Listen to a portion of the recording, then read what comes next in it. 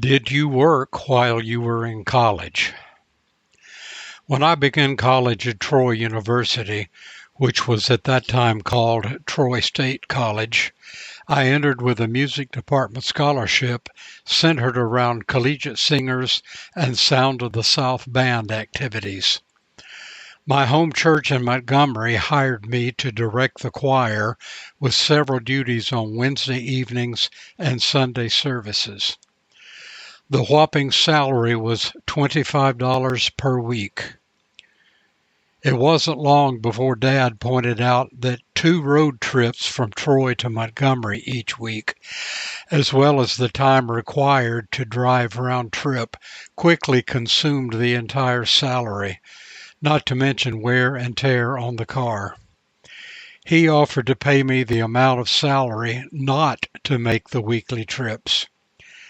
I can't remember if he ever actually gave me that money offer, but that worthy musical experience faded away in fairly short order.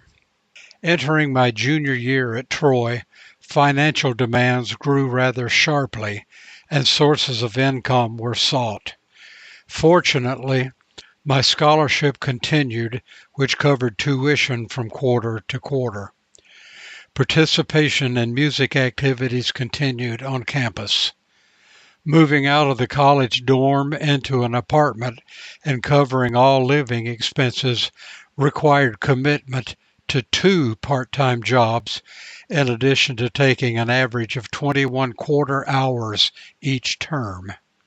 A good friend was the television repairman for Sears, and he managed to secure a job for me in appliance installation, service, and store sales ordering.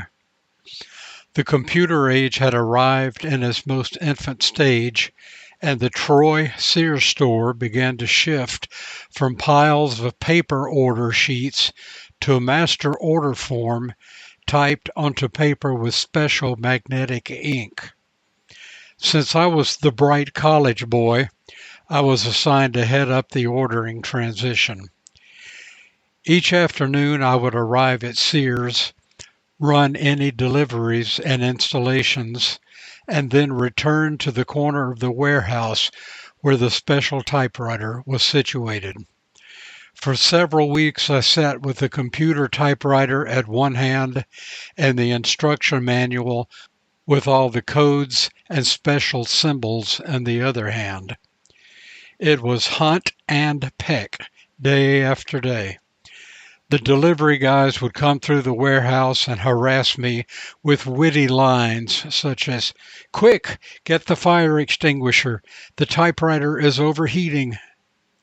In time, the coding system became second nature, and I often scored the highest in the district for accuracy of store orders to the Atlanta Warehouse Distribution Center. I was never sure whether to be amused or embarrassed when ordering undergarments sized 48x4-D, etc. We had a number of full-figured customers.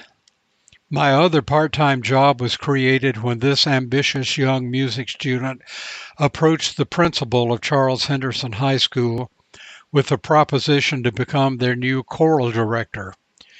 He informed me they did not presently have a school chorus, and if I were truly interested, I should make an appointment with the superintendent of schools with the idea.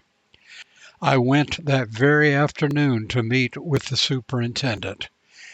He too explained that the high school did not have a chorus, but if I wanted to, I could fill out a teacher application. I believe his offer for me to fill out the application was to more easily dismiss me from his office on good terms. Ironically, the next school year, there was a new principal appointed to the high school and a new superintendent assumed control of the school system. Both of the new men desired to have a school chorus to complement the already fine marching and concert bands at the school. I had the only music teacher application on file, and they called me in for an interview. My duties were to establish and teach choral music at Charles Henderson High School and to develop an excellent chorus. In addition, I was to teach 2 general music courses at the junior high school. With no teaching experience at the junior high level, I did not know how to pace the material through the semester. I taught them everything I knew and everything that was in the textbook in just a few weeks. I regrouped my forces and said to the class, "Now that we have an overview of the course, let's go back and add detail to our lessons." I was then able to stretch the course to the end of the term. Between Troy University duties, Sears and Roebuck responsibilities, and teaching a half day all week in the public schools, I would say that yes, indeed, I worked quite extensively while in college.